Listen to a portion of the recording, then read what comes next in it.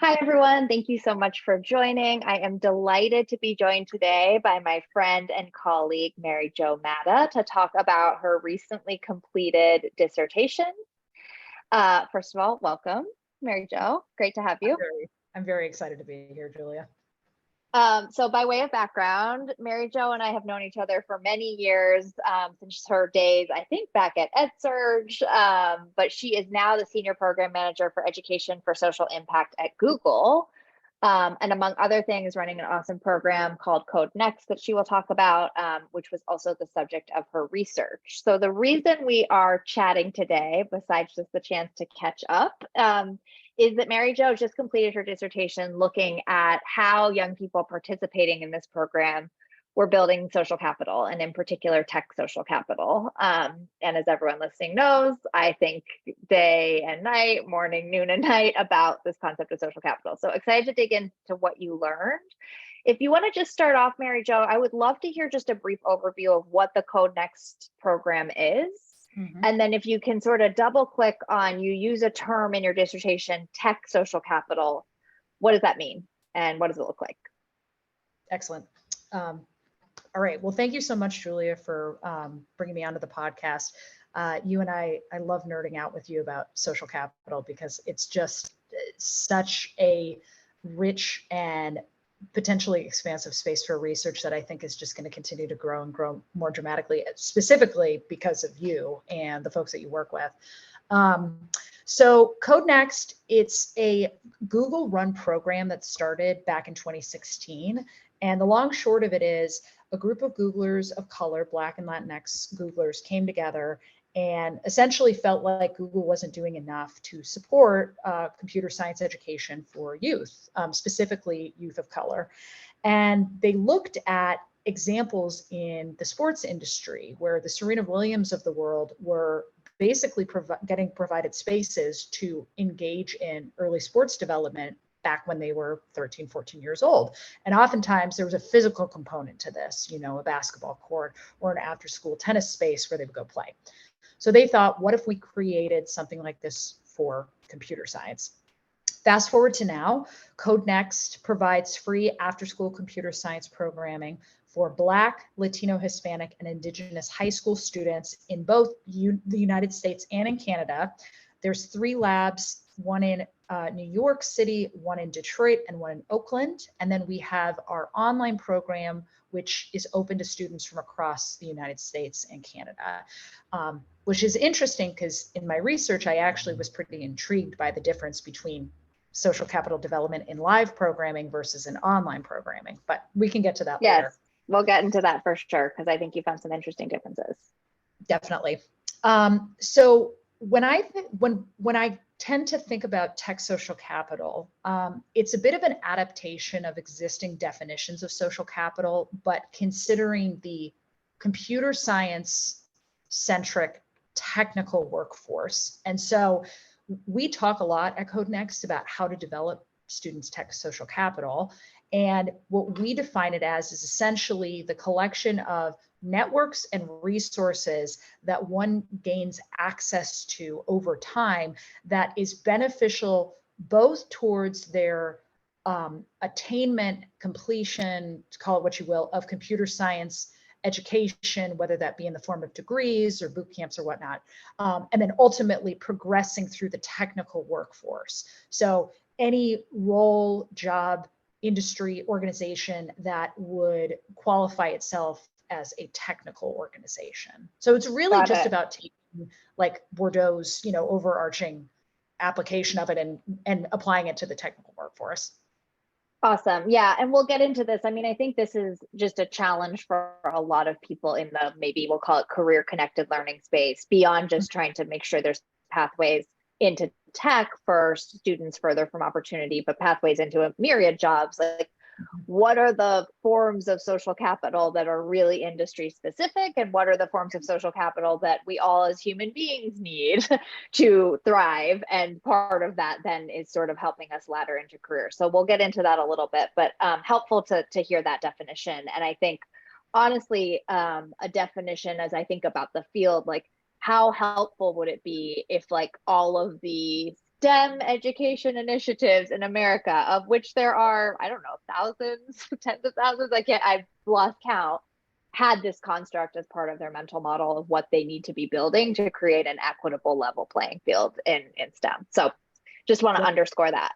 Awesome. So I'm excited about this research because there's a ton of activity, I think, in the sort of technology, diversifying pathways into tech around exposure and skills. I think there's far fewer people focusing on how relationships help or hinder progress along pathways.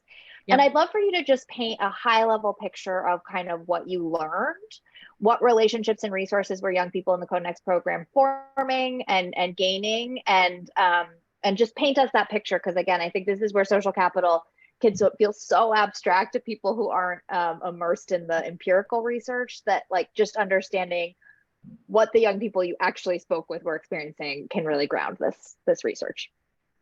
Definitely. And I want to validate what you mentioned about folks feeling like it's sort of heady, very, kind of up in the air, because to me, the point of this research was not only to understand whether there was a quantifiable increase in tech social capital amongst the Code Next community, because I did do an exploratory mixed method study, but also if there was a way to sort of bring that content to potentially educators, researchers, and honestly, the big tech community, to see that tech social capital is something quantifiable that you can help generate and measure as much as you can skill set development, because so much of what we claim to be about is skill development, but that's just one part of what ultimately leads to success in the computing industries.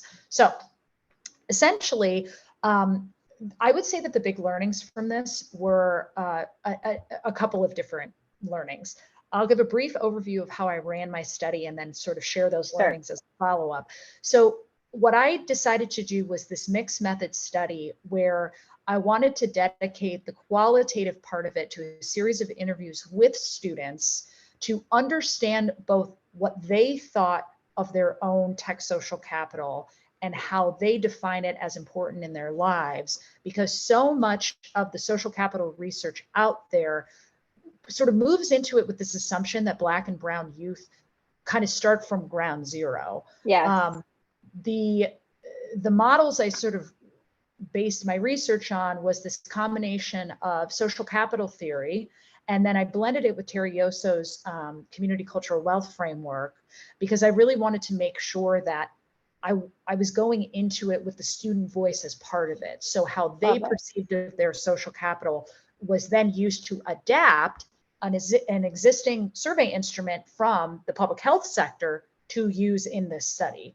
So there was that component of it. And then the quantitative component of it was an adaptation of this existing survey that was then used to see, is there a quantifiable increase in bridging and bonding social capital? Because in the survey I adapted, the bonding score related to the actual relationships, whereas the bridging score was related to really the access to resources outside of what students normally have access to.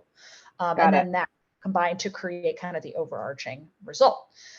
I should also mention that we did run it with students in both our online Connect program and our in-person labs to kind of see if there was a difference in how they developed their social capital. That was a little tough because the sample size just wasn't large enough, but I think there's implications for future research. Maybe hypotheses that came out of that. Yeah, exactly. The additional hypotheses and sort of additional suggestions of like, hey, I think this is worth continued investigation because there's so much like either live or online research, but very few comparable or comparative studies that frankly. So in terms of the learnings, I mean, there were some big findings, and the biggest one I would say was the opportunities presented to the students really came in the form of increasing their social capital through institutional agents, and then accessing resources through those institutional agents, which actually ended up resulting in a multiplicative situation for many students, where having access to one individual would oftentimes lead to multiple resources. And that came out through the survey results in the sense of there was a larger increase in bridging capital on average than bonding capital. Makes total sense. One coach, one sibling, one parent could lead to more growth in access to resources because, you had students that would get access to a device and some tutoring and links to helpful content through that one individual. So that to me is really important.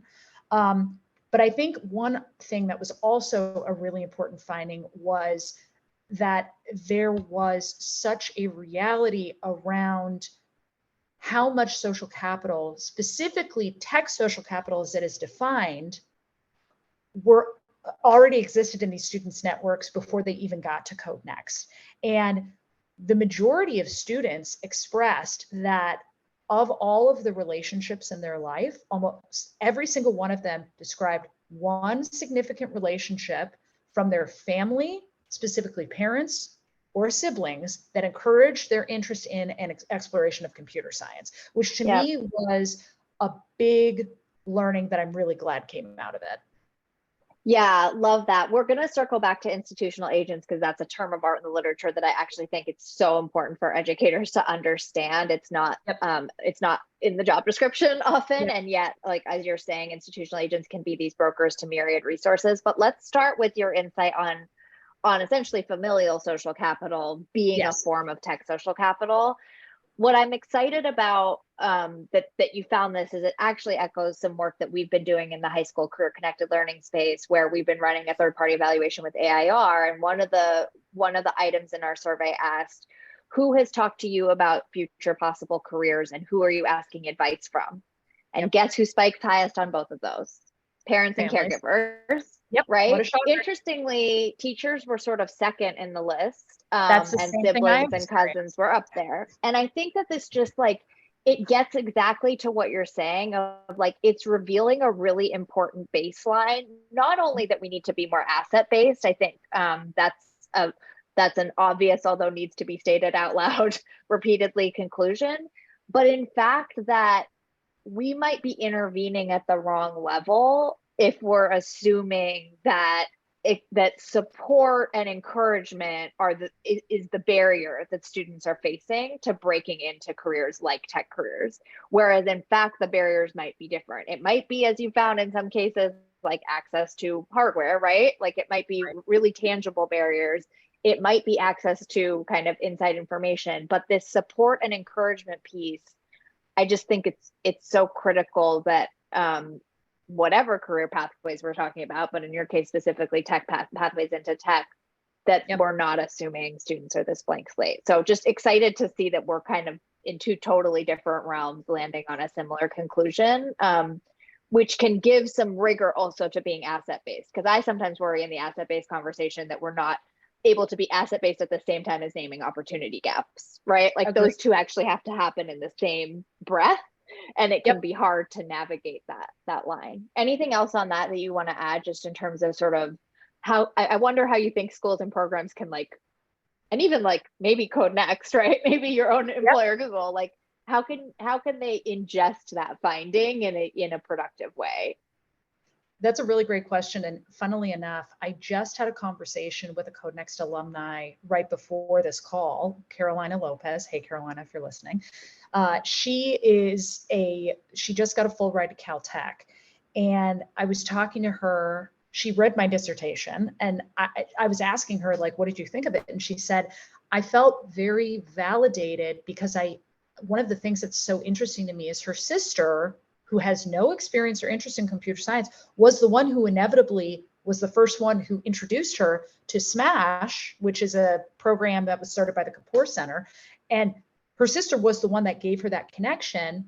And yet, there may be some folks out there that think, well, she doesn't know anything about computer science, so is her sister really a viable, resource? And the answer is yes. In fact, I think one of the biggest learnings that I had from the research that in some respects sounds obvious, but I think unfortunately, based on a lot of the social capital research I've written out there, may not actually be as obvious or as understated as people really should do, is that even in cases where non-computing family members or peers lacked technical expertise, they still had the capacity to play a role in that student's life and their subsequent computer science interests. I mean, I remember there was one Black female student I had, and this really comes into play with like female students as well. Like her parents saw her interest in art and said, hey, have you ever considered graphic design? Now, were either of them graphic designers? No. Did either of them have like connections to graphic designers? No. But they started researching on the internet and they eventually came across, Code Next, where she then joined the program. So I think that it's easy to misconstrue this idea that, tech social capital is only related to people that have existing expertise or experience in the computing world.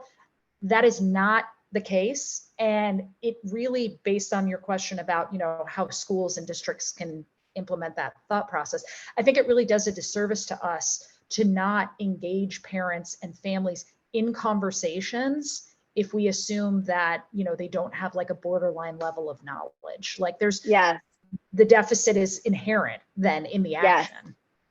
Yeah, where I've landed is like, this is maybe too technocrat and like reformy speak, and you were more eloquent on this, but like career pathways work is family engagement work, and we haven't thought of those constructs as deeply connected, and it's done a disservice to understanding the actual pathways students may already be on that we could meet them on. By sort of claiming that you need a tech bro to tell them about graphic design, right? Like that's I think that's the gap. But I still think there's really, I would love to continue this conversation with you, obviously, because I think there's really like thorny design implications to like, okay, based on this, now what does that mean to design an intervention that unleashes even more of that emotional and navigational support that families are already providing, while still addressing the fact that certain doors are not open to you if you don't inherit a network into a given industry. That actually that's a nice bridge to this idea of institutional agents. So for listeners who don't know, because they're not like Mary Jo and I, just like steeped in this little tiny corner of the research world. Nerds. That's a nice way of saying nerd. Institutional agents is a phrase that Stanton Salazar has used in his research. I'll link to that. But can you define that concept and maybe give a sense of within the Code Next program that I know there's sort of a different staffing structure, like who were those institutional agents that young people were identifying, and what was the function, not just the form, what was the function that they were playing? For sure. So the concept of an institutional agent, and keep me honest here, Julia, is essentially an individual who can broker learning opportunities and resource acquisition that the student might not necessarily have access to in that moment. And so, when we're talking about these folks, they're providing oftentimes individual students with various things. They're providing them with access to hardware. They're providing them with, like actual instruction, but then they also might be helping them to just increase their motivation. And motivation as kind of like a social capital asset is something resource. A whole other conversation, motivation and encouragement, because that was the biggest thing that came out of my conversation with students alluding to institutional agents, was how much they help them increase motivation or encouragement as something that they themselves defined as gaining through their Code Next experience. And just to clarify, it was their coaches who were providing that? Like, what's a Code Next coach, or who was providing that? In the case of Code Next, it was largely through our coach community. So in Code Next, we have coaches. We call them coaches instead of teachers because we kind of like to emulate, the athletic approach that I mentioned before. And they're individuals, oftentimes people of color, oftentimes that have experience in either education or computer science, who are providing essentially instruction, but differently from how maybe a formal education teacher would, because we don't really do a lot of like intensive testing, or there's not some of the same sort of institutional expectations. It's mostly project based, to be honest. So these coaches are folks that are coming in and, they're showing students how to use different pieces of technology. They're showing them projects that they themselves used to work on related to web development or laser cutting or Android app development. So, and that I should mention, it's not necessarily just the coaches. There's also the reality of institutional agents as peer relationships as well. So students that are coming into the labs who maybe have been to like a different after school computer science program, or who are coming from Oakland Tech, who have been, Oakland Technical High School, which is a big tech high school out in Oakland, like have had access to other resources that now they can broker for to their peers. Love it. Yeah.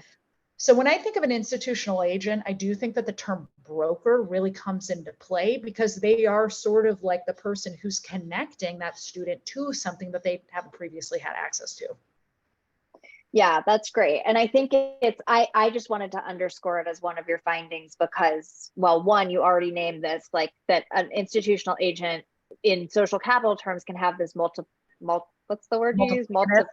Yes, thank you. Multiplicative effect, meaning one relationship, many resources. And that may sound technical and wonky, but it's an important distinction if you think about you're designing an after school program or an educational experience, and like what resources are you expecting to flow through which relationships, and appreciating that if someone has the capacity and positioning to play this broker role, you can actually have this exponential effect on how students are accessing resources.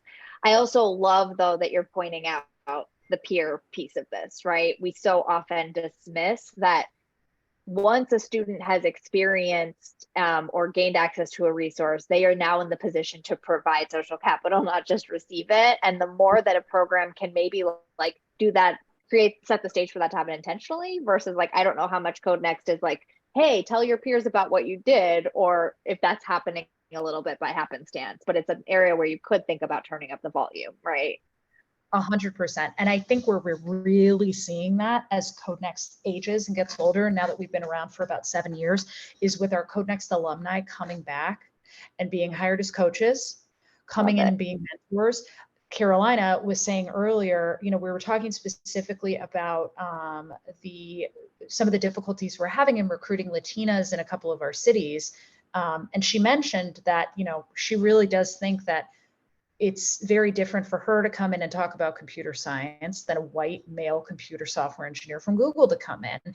And so I think there's also elements of like, not just in the program, but then once they've gone on, they've pursued college, they can come back and provide a whole new set of resources for the existing group. But I would still consider them peer, because they're still within the same generation. So yeah, I think we'd call that like near peer, right? Close in age and experience, but maybe a couple steps ahead. And like what we're seeing more broadly in the field that again, your research is confirming, is like near peers, rarely are they seen as such by our education industrial complex, but like they can be a regenerative source of social capital, right? Like versus again, this paradigm where we think of, let's take tech social capital, that tech social capital looks and feels a certain way. If you're running a program and you have a smart alumni strategy, it's actually a way to create social capital from within.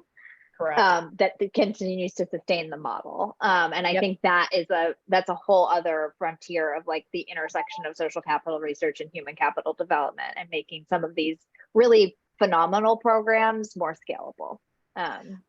I totally agree with you. And to add on to that, I think that this is where concepts of cognitive social capital really come into play as well, in terms of more.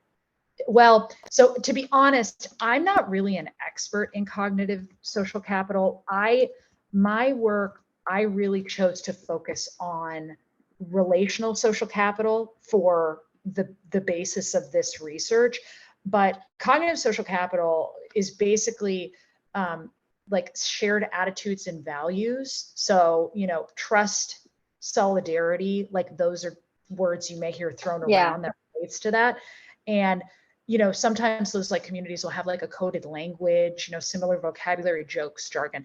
And so as I was talking to my alum today, there are certain types of cognitive social capital I will never be able to hold with my students. And it's not necessarily a bad thing, but it's a reality that I wish that more people would name, because yes, and programs design around, not just name, but actually let's design with that. Yeah, exactly, because I think it gets it away from this whole idea of like, well, we're just trying to help. It's like, yeah, you can help, but also help in ways that are fruitful. And yeah, there are going to be conversations that Carolina can have with a younger Latina in Code Next that I can't have. And that's not a bad thing. If anything, we got to recognize that and encourage those situations to be more common. yes, love that. I mean, I think that if we sort of list out everything we've talked about around familial assets, institutional agents, hailing from both coaches and peers, and then this idea of cognitive social capital, all of what you're naming is why social capital research and projects like your dissertation are so important, because these are all forces at play that Mhm. remain invisible until they Yes. are studied, Until they're measured, named. utilized. Yeah, and I think that's what drew both of us to this orbit, right? That it's they're really powerful forces, Mhm. and yet like we sort of, as we index on sort of skills and pathways and things that can be named and put up on a whiteboard, I think we under index on things that are acting upon young people and adults every day. So I'd love to Can I hear, just complain to about wrap. Oh, something real yes, quick? have a vent session. It's I a just want Friday to have a mini afternoon for event anyone session. listening, so it's a good time for a vent session. But I think also, like, to your point, not only is it somewhat invisible, but I think sometimes folks tend to actually actively argue against it. And this is where the Facts. meritocracy argument Facts. comes into play. And I get so frustrated in the tech sector how unwilling some folks are to acknowledge that the referral system that is so inherent in hiring is intrinsically problematic, because Yeah. it is operating from a place of these closed networks. Yeah. And you'll see the same kind of like social capital networks just get hired and hired over and over and over again, under this guise of, well, we're just taking people based on like who has the best skills.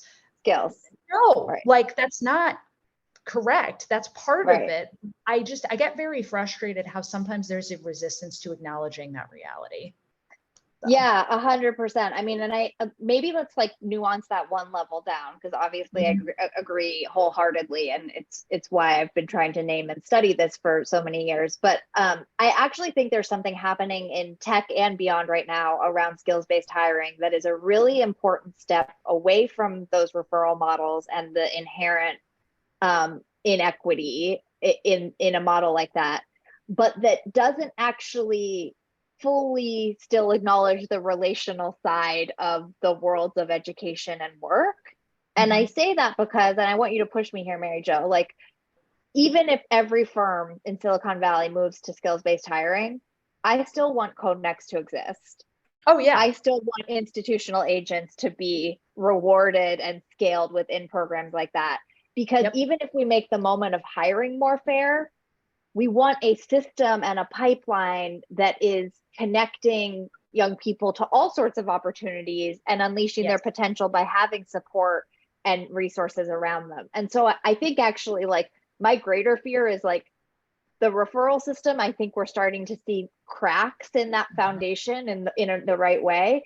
But I think that's allowing people to continue to dismiss the fact that leading up to the moment of hire is still a relational process, in a place where social capital gaps, inequities, et cetera, could perpetuate unequal quote unquote hiring, even if we're indexing purely on skills, not referrals. So push 100%. me on that. You're the one who works in tech. I'm just observing this from my little think tank perch.